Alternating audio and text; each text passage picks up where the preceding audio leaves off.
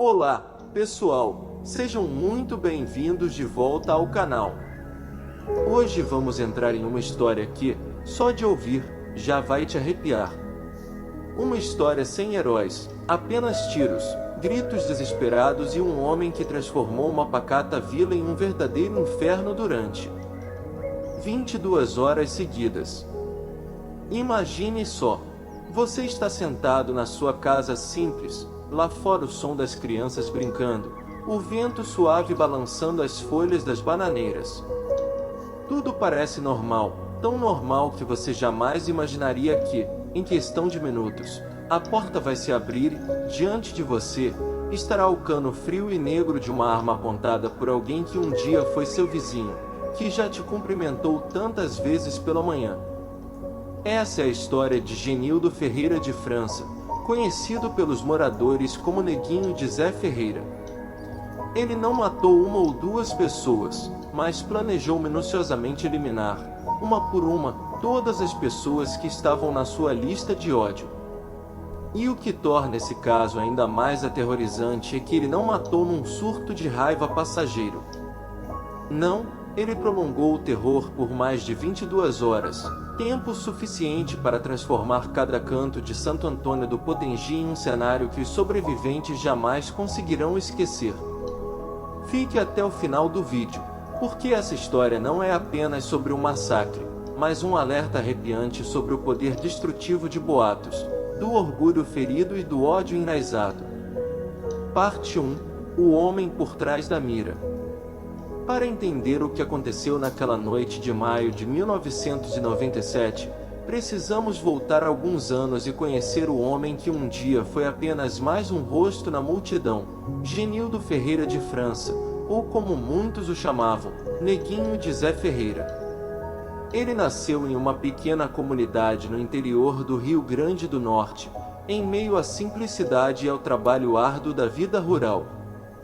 Desde jovem, Genildo demonstrava disciplina e um certo orgulho pela sua postura. Passou um período no exército, onde aprendeu a manejar armas de fogo com precisão, uma habilidade que, anos mais tarde, se tornaria a chave para o seu reinado de terror. Mas, ao contrário do que muitos poderiam imaginar, Genildo não era um homem rodeado de amigos. Ele mantinha distância, participava pouco das conversas, e tinha um temperamento sensível a qualquer brincadeira ou comentário sobre sua vida pessoal. Em uma comunidade pequena, onde todos conhecem todos, um sussurro pode se transformar em boato em questão de horas. E foi assim que começaram a circular histórias sobre ele. Alguns diziam que devia dinheiro a vários moradores, outros insinuavam algo que, naquela época e naquele lugar, era visto como uma grave ofensa para um homem, que ele era homossexual. Essas palavras, carregadas de preconceito e maldade, foram como combustível para um fogo que já ardia dentro dele. Com o tempo, o orgulho ferido se misturou ao rancor, e o rancor se transformou em ódio. E o ódio começou a tomar forma de uma lista. Uma lista de nomes. Genildo não anotava essa lista no papel. Ela vivia na sua mente, gravada com detalhes: quem devia, quem falou mal, quem riu dele, e até quem ficou calado quando deveria defendê-lo. Cada nome tinha um porquê e uma posição na ordem de execução. Um vizinho, anos depois, lembraria de uma cena estranha. Uma vez, vi ele parado na esquina, olhando fixamente para um grupo de pessoas conversando. Aquele olhar, frio como aço, me deu arrepios. Essa frieza no olhar era o reflexo de algo que já não podia ser revertido. Genildo, por dentro, já não vivia como todos os outros. Ele estava se preparando, não para defender sua honra, mas para atacá-la de volta com sangue. E o mais perturbador? Ninguém percebeu. Parte 2: A lista da morte. Nos dias que antecederam o massacre, ninguém em Santo Antônio do Potengi poderia imaginar que, dentro da pequena casa de Genildo, um plano cruel estava sendo cuidadosamente elaborado, detalhe por detalhe. Genildo, um homem de estatura mediana, pele morena e olhos que sempre carregavam um brilho desconfiado, havia mudado completamente depois que seu romance terminou. Segundo vizinhos, tudo começou quando sua namorada o deixou para ficar com outro homem da região. Mas, para Genildo, aquilo não era apenas um caso de amor perdido. Na mente dele, foi uma traição profunda, uma humilhação que não poderia ser apagada. A partir daí, ele começou a acreditar que todos ao seu redor estavam cochichando, rindo dele e tentando destruir sua reputação. Boatos, verdadeiros ou não, eram como sal esfregado em uma ferida aberta. E então, tomado pelo rancor, Genildo decidiu, se eles haviam destruído a vida dele, ele destruiria a deles, um por um. Dizem que, antes de agir, Genildo passava noites inteiras à luz de uma lamparina, escrevendo em um caderno velho. Nele, listava os nomes das pessoas que mereciam morrer, como ele mesmo dizia. Não estavam apenas o rival amoroso e a ex-namorada, mas também vizinhos, antigos amigos e até parentes. Cada nome vinha acompanhado de um motivo, às vezes absurdo. Ele riu quando me viu cair. Ela disse que eu era pobre. Aquele homem nunca me pagou o que devia. Razões pequenas, quase insignificantes para qualquer outra pessoa, mas que, na mente de Genildo, se acumulavam como camadas de ódio.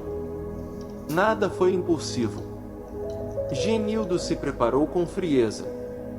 Comprou mais munição, limpou sua arma várias vezes e até treinou pontaria atirando em latas de cerveja.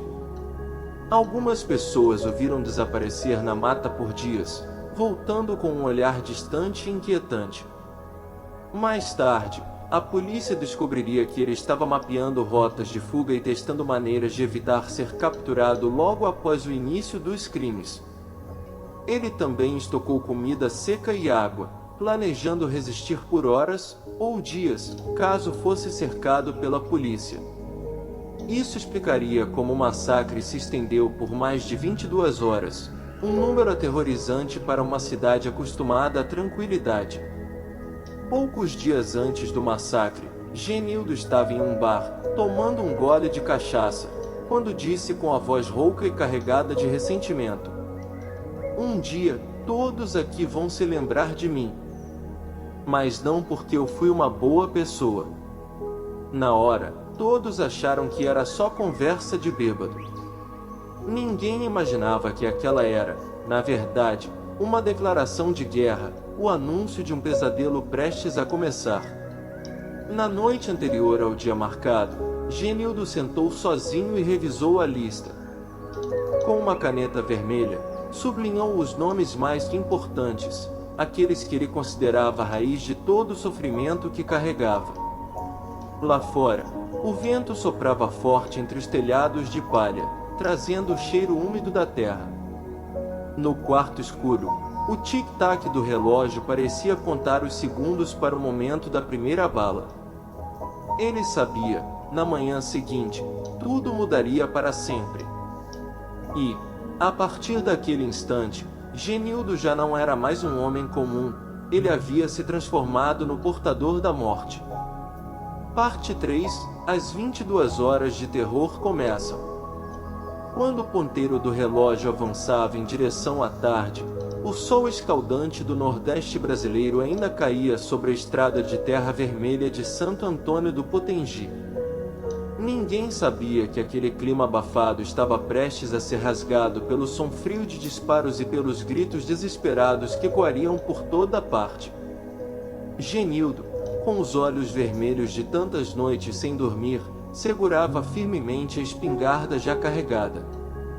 Ele saiu de casa em silêncio, como se tivesse ensaiado cada passo centenas de vezes na mente.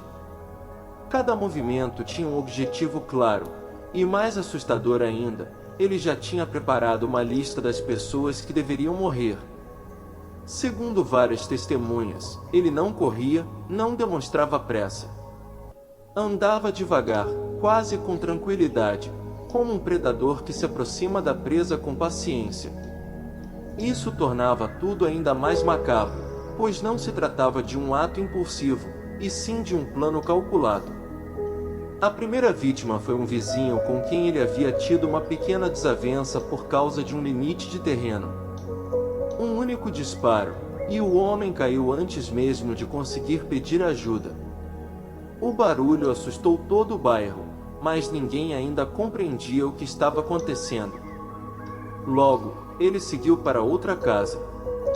Uma mulher, que ele acreditava ter espalhado boatos sobre sua vida, tornou-se o próximo alvo. Os pedidos de misericórdia dela só foram respondidos com um aceno de cabeça frio e um disparo seco. Nesse momento, a notícia começou a se espalhar como fogo. O Genildo está matando gente. Tranca as portas. Se esconde. Alguns tentaram chamar a polícia, mas na época, a comunicação na região era precária, e as forças de segurança levariam tempo para chegar. Esse atraso se transformou na brecha perfeita para que Genildo continuasse seu ataque. Testemunhas contam que ele caminhava pela vila chamando pelo nome das pessoas da sua lista, como se fosse um julgamento final no qual apenas ele tinha o poder de decisão. Essa sensação mergulhou toda a comunidade em pânico. Crianças choravam escondidas nos cantos das casas, adultos trancavam portas, fechavam janelas e rezavam em silêncio. O que tornava este caso ainda mais aterrorizante do que muitos outros massacres era a duração. Ele não matou todos de uma vez, mas sim de forma espaçada, ao longo de muitas horas, chegando até a voltar à casa de algumas pessoas se não as encontrasse imediatamente. Cada nova aparição espalhava outra onda de pavor. Para mim, isso não foi apenas um assassinato em massa, foi um verdadeiro cerco psicológico contra toda uma comunidade. Durante aquelas 22 horas, cada minuto que passava era uma tortura para quem estava escondido. Ninguém sabia se estava na lista e, se estivesse, quando Genildo bateria à sua porta.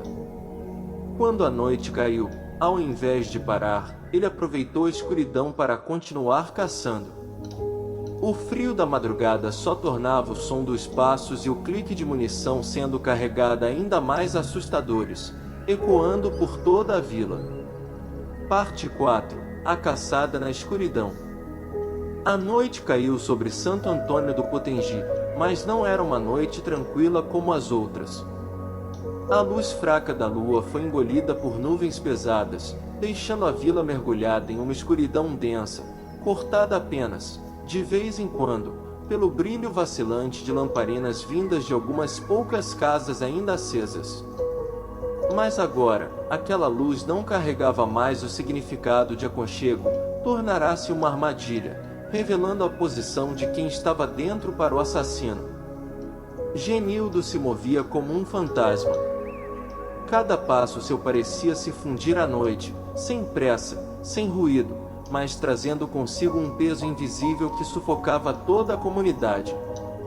Em suas mãos, a arma já estava pronta, o tambor carregado, e o olhar frio como aço varria cada canto escuro. Ele não estava simplesmente procurando alguém para matar. Ele caçava. O mais aterrorizante era que ele conhecia cada viela, cada beco, cada atalho da vila como a palma da própria mão. Sabia onde cada família morava, quem dormia em qual quarto e até onde as pessoas poderiam se esconder quando entrassem em pânico.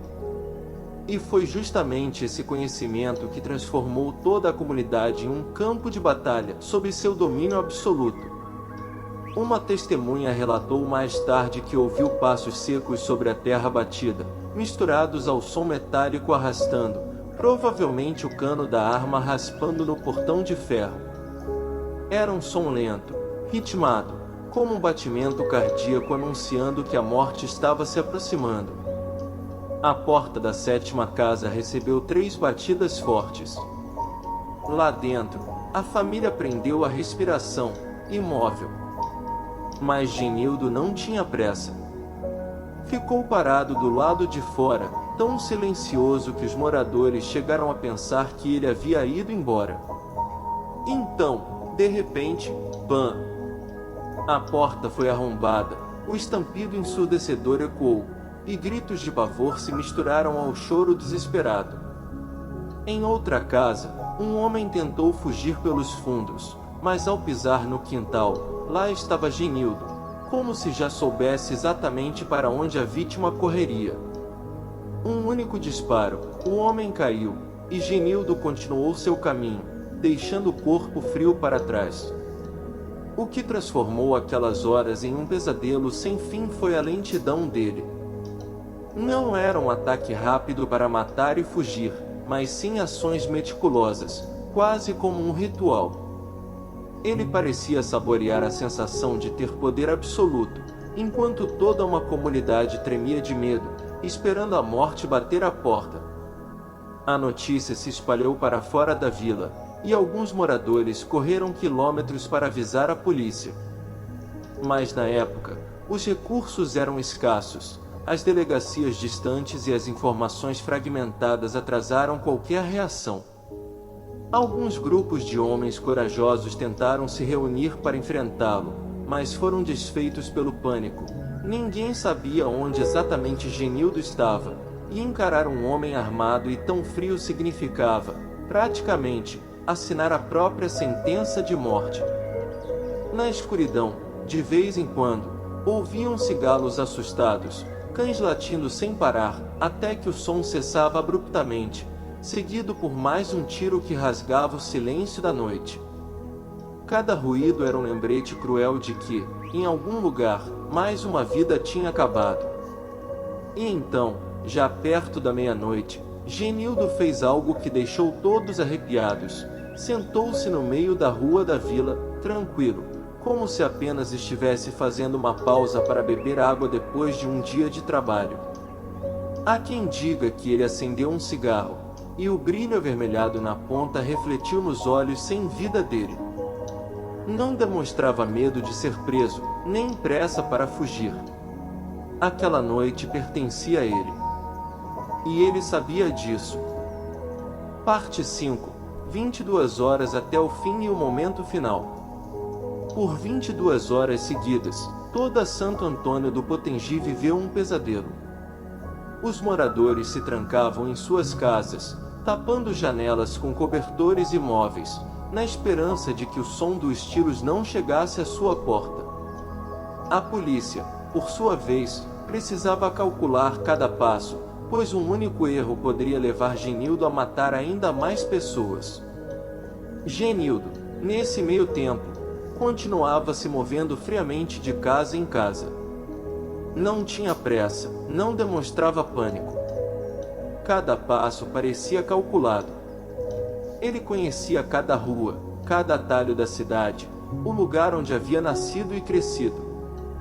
Testemunhas depois diriam que, naquele momento, seus olhos já não eram mais de um ser humano, mas sim de alguém que havia cortado todos os laços com o mundo. No final da tarde, Genildo fez sua última vítima refém, um homem que ele considerava peça-chave na conspiração contra ele. Arrastou-o para uma casa abandonada na periferia da cidade e a transformou em seu local de resistência. Do lado de fora, as forças policiais cercaram toda a área. Não ousaram invadir de imediato, temendo que o refém fosse executado. Durante horas, tentaram negociar, prometeram benefícios, garantiram segurança, até ofereceram um carro para ele fugir caso libertasse o homem. Mas Genildo recusou todas as propostas. Respondeu com frieza: "Não preciso fugir. Só preciso terminar a minha lista, depois cuidarei do resto." Com pouco mais de 20 horas desde o início do massacre, a tensão atingiu o ápice. Moradores observavam de longe, incapazes de acreditar que aquele homem, que antes cumprimentavam todos os dias, agora era o centro de um cerco policial. Quando o relógio marcou a 22ª hora, Genildo sabia que não havia mais saída. Em empurrou o refém para fora, não por arrependimento, mas porque sua missão estava concluída. Sem dizer uma palavra, apontou a arma para a própria têmpora e puxou o gatilho. O estampido ecoou, encerrando um dos massacres mais chocantes da história do Brasil.